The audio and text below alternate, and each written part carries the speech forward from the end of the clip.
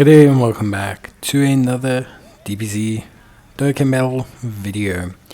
In this video we're going to be taking a look basically at the physical LR Super Saiyan Goku, Super Saiyan Gohan and Super Saiyan Trunks team and just how good they are in DBZ Dokkan battle at a 100% in the hidden potential system. I don't have them, I was not lucky enough to get them, but I was lucky enough to get them as a friend lead in fact. So I'm going to use them there, and I have the Super Saiyan trio, so I'll keep them at a 200% leader skill, so we should be able to see something pretty interesting occur with them, I think, overall. So very happy and excited to see how good they can be, and I think overall they're a very solid unit. So obviously Fierce Clash of Burning Power, Super Saiyan Goku, Super Saiyan Gohan Youth and Super Saiyan Trunks teen are an all-out struggle Super Saiyan's all power of wishes category lead of 170%, with an additional 30% for characters who also belong to movie heroes or connected hope.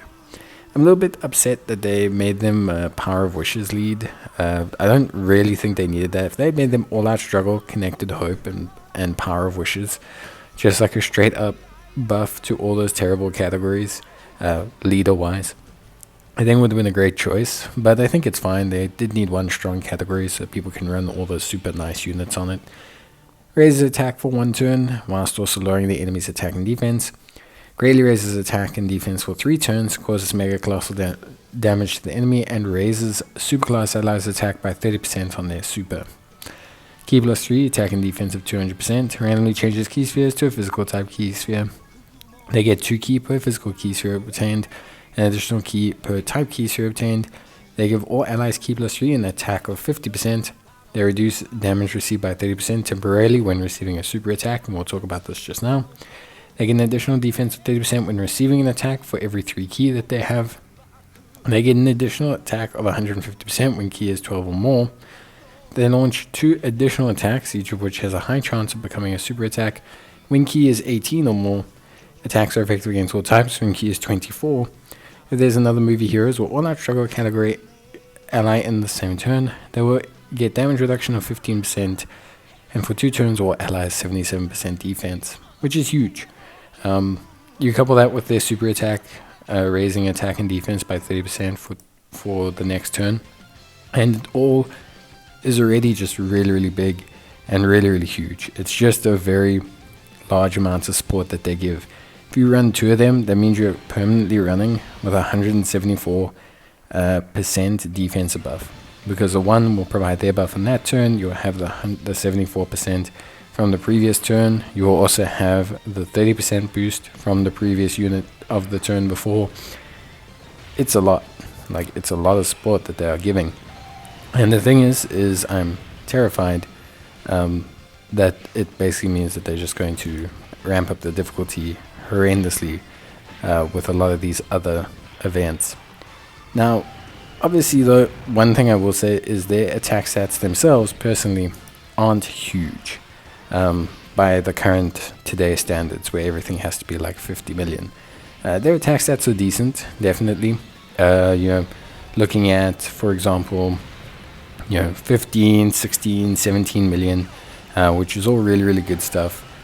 And overall, for me, they're in a solid space when it comes to damage. Remember, they got attacks effective against all types, and they can throw out quite a few additionals in their base form. They have 2 additional attacks, each of which has a high chance of becoming a super attack when key is 18. So they've already got 2 built-in additionals. You throw in the fact that you can have another one from the hidden potential system, and they can go pretty crazy.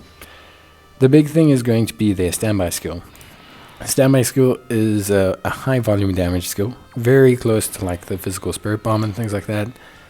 Basically, Goku's unable to attack. He has guard, he's got 259% defense and attack. He creates physical key spheres, and he gets 2 charge per key sphere obtained, and he gets 1 charge per type key sphere obtained. He also gets a charge per attack that he takes. So you can build up charges very quickly, and how it works is basically the more charges he has, the higher his level of damage is going to be. And he can build up a lot of charges Like, you can build up a lot of charge, especially with 2 of them, because you got to remember the other one on the other rotation is building physical orbs. So you can build up a lot of charge, and that means that Goku's finish skill can hit pretty damn hard. I'm not gonna lie. Obviously, Goku himself can't attack outside that, and basically is just a very good defensive stalwart. Now, the amount of defense he provides is also pretty good, because he creates physical orbs, and he gives 7% defense per physical orb. So you don't lose a lot of that 2-turn support. The only thing you are gonna miss is you need about 11 physical orbs to get the same 2-turn support. Obviously, not getting that is not a huge deal breaker, but it is definitely you're not going to get that. You're not going to get 11 orbs all the time, although you could. I mean, running 2 of them creates a lot of physical orbs, so it is difficult to say exactly what you can and can't get overall. But yeah, I think for me, 100% Goku, Gohan, Trunks are an incredibly top-notch unit. I think they're exceptional. I think they're really, really good. I think they bring a lot to the table as well. So, I personally find that they are a very, very good, exciting unit. And I think, ultimately for me, they are great.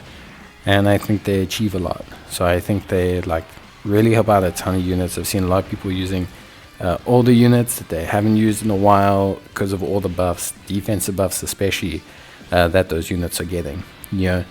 All that layered defense helps out a ton of those units and is really elevating a lot of them, which I think is cool. I think that's probably something you don't see in their personal numbers.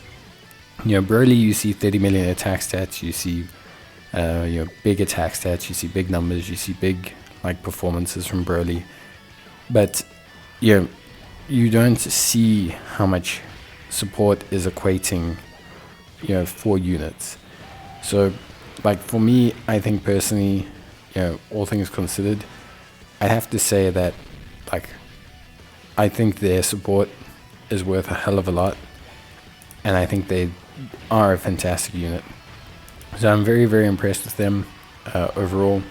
Very happy with what they're doing, what they're bringing to the table, and I'd have to say that's pretty much it for me. So obviously, if you're someone who has them, you should enjoy using them, because I think, personally speaking, they are really, really solid.